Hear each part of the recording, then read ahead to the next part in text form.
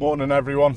Well, hi everyone. It might not be morning when you have a look at this video, but it's morning for me. I'm off to Speak Driving Test Centre. My instructors has got their part 3 test this morning, so I'm going to go down and have a little listening and find out what the result was and how they've got on. But on the way down there, I've put a camera on the car.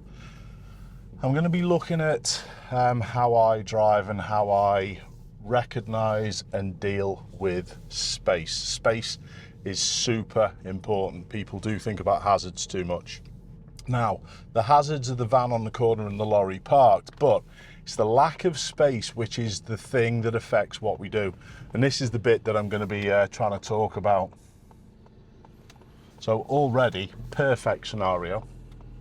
This guy going to move his tool out of the way. Yeah, you've got enough space. Outside of the wing mirrors is the widest part of the car, so make sure you are looking for that. Couldn't have got a perfect or more perfect example. It's as if I pay people sometimes, isn't it? But that's the whole idea and premise of today's video. It's dealing with space. The hazard perception test, I've said many times, by the DVSA is an utter waste of time. It just gets people fixed on hazards. So I'm thinking here, not about the car that's holding back with its lights on, I'm thinking about the space that's available. Space not only if it stays there, but space if it moves, and that's key. Okay, we also do have the races on today. Were you waiting, mate?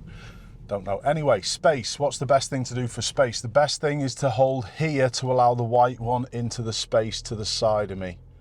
All good. Is that one parked? Looks as though it's not moving. There's a space in front of it, but I'm being super careful there. All right. So yeah, the first day of Ancient Races is on. It's chaos round here at this time of year. Space oncoming. There's none. We're all good. We can continue. Because there's no space, or sorry, because there's plenty of space and I'm not overtaking anyone, what position do I take up? Back to the left, and that's key.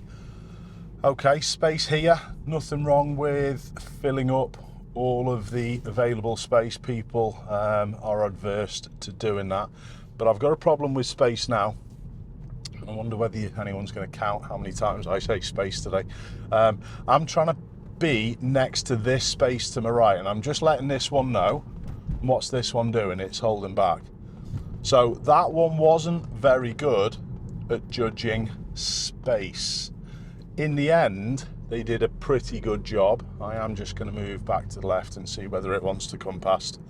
They weren't very good at judging space because they could see I wasn't going left, I wasn't slowing down, and they were actually closing that space down. So generally, it's how road users perceive space and deal with space is the determining factor of what they are actually like as a road user.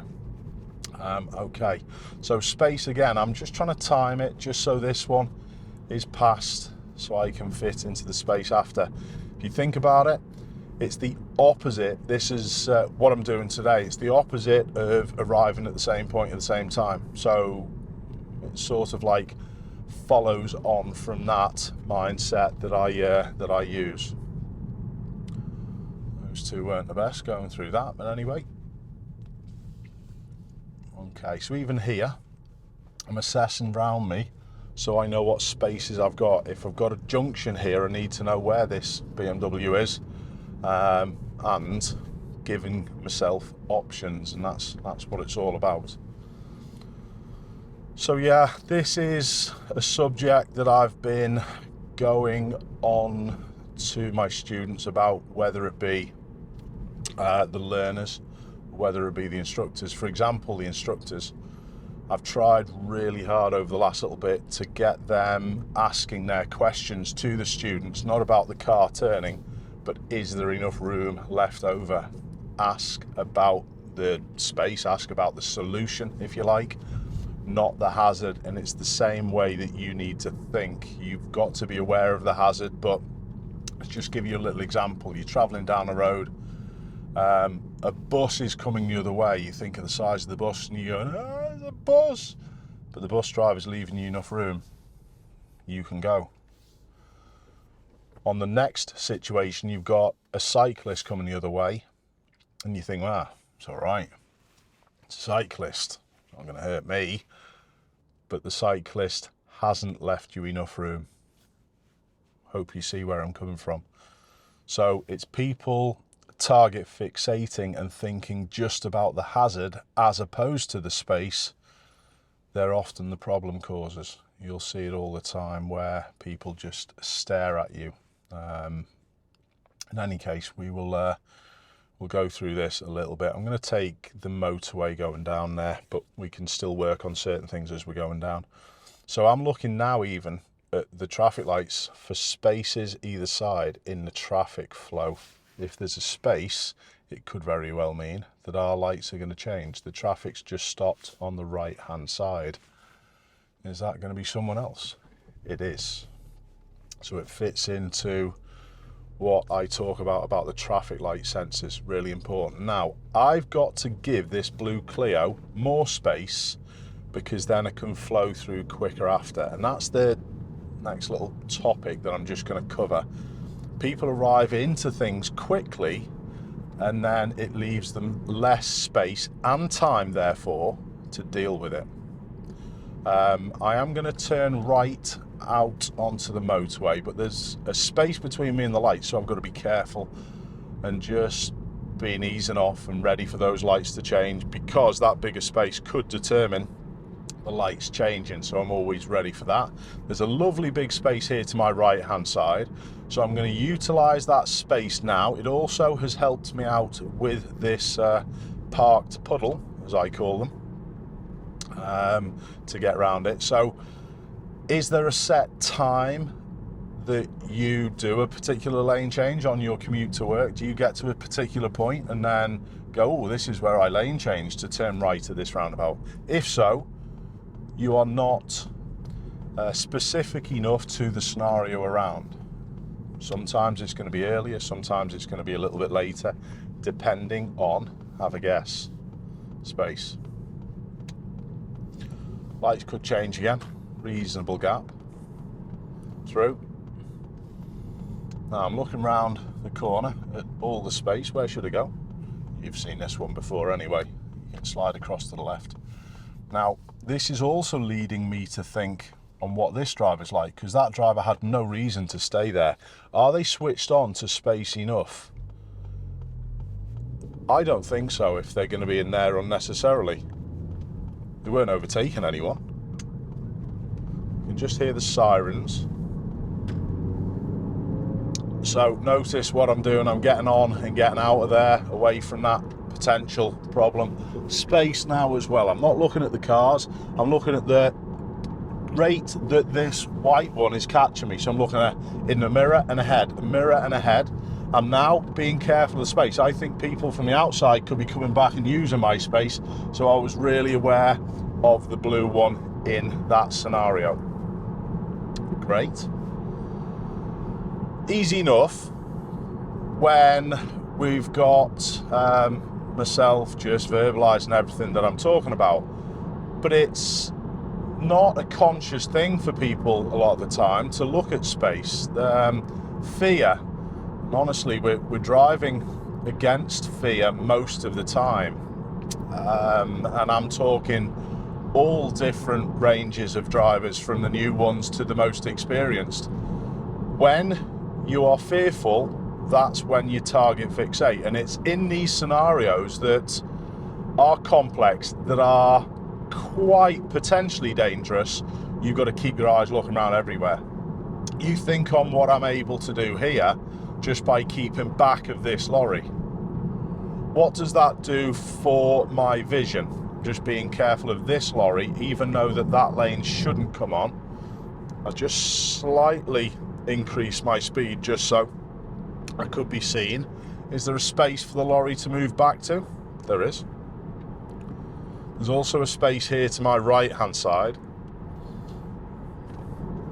Lorry drivers continuing in lane 2 because they're slightly catching the lorry in the left, that's all right. I'll just use the space the other side, it's no issues. It's what this lane's for at the end of the day. Don't get pissy with people because they're in the middle lane slowly overtaking. You should maybe put the foot down a bit, but sometimes people can't. So just be patient, or use the space the other side, like I've said. So being further back and having a bigger space gives you a better view, and it gives you more time to deal with things, and it keeps you calm. It keeps you in control. When people do tailgate, lorries catching the Range Rover. Perfect example. I like that one because it makes me look pretty good. Makes me look like John. That's John's favourite. But what is that all about? Now I'm assessing my space and making certain that I'm not catching people coming back in. I was also really aware of doing the same with all of these vehicles to the left hand side. So what I was looking at, and what John is particularly good at, is working out the rate of catch in vehicles to the left hand side of him. So that's all I did. I did exactly the same. So in other words, was the lorry closing the Range Rover's space down? Yes. So therefore, you can anticipate it. We are catching the Mazda, I think it is, or whatever it is, in the left hand lane, but this van's just a little slow. Is it limited to 68 perhaps? So I'm going to be looking at using the other lane. Yeah, there's a nice big space now. Space equates to flow, don't forget. Now, what I'm now doing is just growing my space because I was a little closer than 2 seconds. So I'm still using the accelerator. I'm still going past, but notice how the gap between myself and the van in front was growing. And that's key. You're again making the space keep you safe. So I am going to come back in, but I don't fancy doing it next to this motorbike. The rate of acceleration of a motorbike is a fair bit quicker. I am happy to do it next to this blue Corsa because they're not catching the lorry, but I'm just going to make sure I just glide just in front of them to come back, just in case they were doing it unnecessarily. And we've seen the motorbike also come out. So I'm here. I've got space to my right in case the lorry wants to move. People say, don't have to do it. It's their problem to get on. Gee, give me strength. Again, these are all bunched. These could come out. So I've got space to my right-hand side. I'm ready. I'm ready. I wouldn't do it in case unless I knew that it was pretty much happening. The van could do this because they are catching the lorry. That van I'm talking about. No. But I was just watching and making certain, is the lorry going to wish to come out again? I've still got space to my outside. No issues. Now, it's easier. And why is it easier? Because I've got more space around me. Think about that with your driving. And we've all seen the clips where I criticise a certain broadcaster when he's out on his bike. You think of what he does. It's exactly the opposite of what I'm talking about. It's ridiculous. When there's a bigger risk, you need more space or more time. So you either hold back or slow down, or both usually. So it's a little bit more bunched. I am going to keep trying to make progress to give people an idea of what I'm talking about. But the van's braking. I'm suspecting the van is going to go left with their tailgating and their consistent brake, especially with that lane being open. They've just had me off with it. So what does that say to you about this van driver then? Well, it says to me they're even poorer because there was a space, like I said, to the right hand side, but they decided to tailgate and just keep on dabbing the brakes. It's terrible. This is a junction that I've featured before where I've moved out for other people, so I've just slightly reduced and I'm just trying to keep next to this space now. So I'm adjusting my speed all the time, but the Citroen is slightly catching me. So if there was a car or a lorry or anything, I may have had to have done something different there, so I was ready to either slow or even accelerate in certain scenarios. Slightly backed off, allowed that one past, out into lane 2, and we're all good. And again, I might be coming out slightly closer than that 2 seconds, but I know what's happening ahead in the spaces beyond the silver car, not just the space. I'm looking all the way up beyond the blue van and watching the flow of everyone. So, I knew what was going on, but I was still just growing that gap. Now, people may be quite territorial over the space. They won't leave a correct 2 second gap. And I understand that as well, because people use it, but it doesn't bother me. Why does it bother you if someone just uses a little bit of the road for a little moment? People are so territorial over something that they should be sharing. And it's mind-blowing on occasions, if I was honest. So, yeah, I'm just, again, always just slightly adjusting my speed. I didn't want to be right next to this one, so I've just backed off, and now I've gone a little bit again. Staggered formation, it all fits into this mindset of thinking about space as opposed to the hazard. If you think hazard, nothing's a hazard here. All the traffic is flowing in a straight line. I can't see anything. I'm fine, I'm carrying on going. Sounds familiar, doesn't it? Of the I've got priority brigade. Not going back to that said broadcaster again. The less publicity he gets, the better. Anyway, space, as we're coming up to this scenario, we've got a multi-lane roundabout, and it's exactly what I was going to go on to talk about people may very well be changing lanes. Again, it goes back to the staggered formation that I'm forever going on about. Now, space here, that black one's trying to get back in. Oh. But, skip lorry, honestly, you need to give your head a wobble, mate. You could see that a mile off.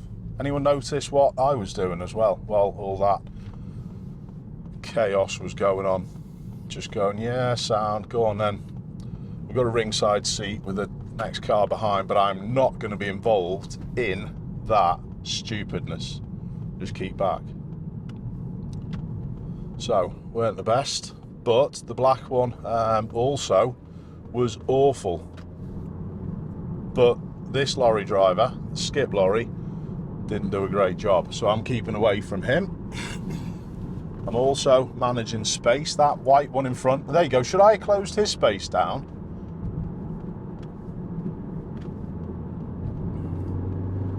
So he was okay doing that lane change and expecting someone else to accommodate, yeah? Kirby skips. It's not the company, it's always the driver. It could be someone taking the lorry for a service or something, but in any case, the black one, terrible late lane change. They tried to barge their way in as well, but this fella closed the space down. Look how many problems it causes. So you understand when I go on about space closures. It's one of the worst. It really is. And then I hear, especially as well, I will add, from some lorry drivers saying that they don't have to accommodate anyone coming out of slip roads. No, you don't legally, but it just shows you what you like if you do. These roads are to be shared, and you should do your utmost to try and enable flow. We're all good. Come back. All right, no problem. So, simple little exercise here. 2 second rule. As the back of the Golf passes the start of the shadow, 1 banana, 2 banana.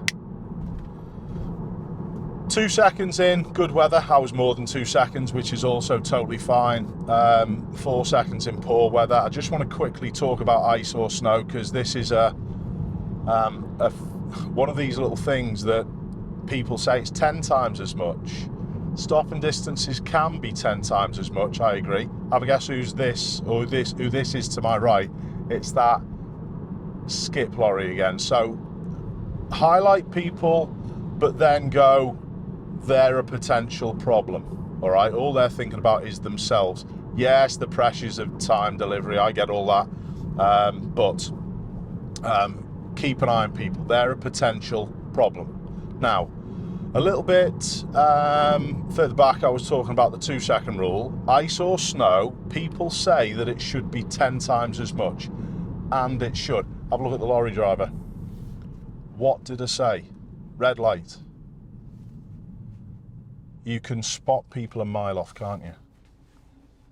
And who was, or who has already, in the comments, turned round and defended that lorry driver? It'll be interesting if anyone has, and then not watched further on, because they're absolutely appalled that Ashley would be daring to call out that behaviour of the lorry driver when it was the black car that was at fault.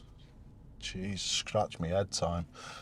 I will get back to snow and ice. So 10 times as much. Is it 10 times the distance? So 2 seconds in good weather. Should it be 20 seconds in poor weather? No, it should not. 20 seconds is ridiculous. It's way too much. Pothole on road ahead. Thank you, Waze, protecting us and protecting my car. Yeah, it was a decent pothole, that as well. Thank you so much. Love Waze, have it on all the time, as many of you do. I will get back to talking about snow and ice. So, is it 20 seconds? No. I am going to use all the space to the left. This is, again, something that causes a little bit of issue here.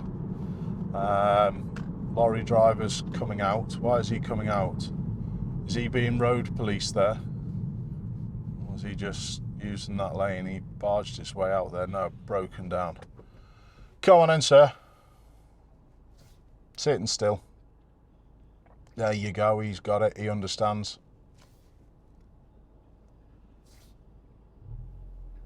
Someone's broken down.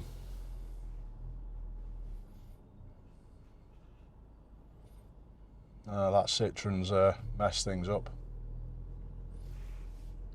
I've got to go out over here now. Okay, let's just sort this out. Anyone flying down the outside? Yes, there is.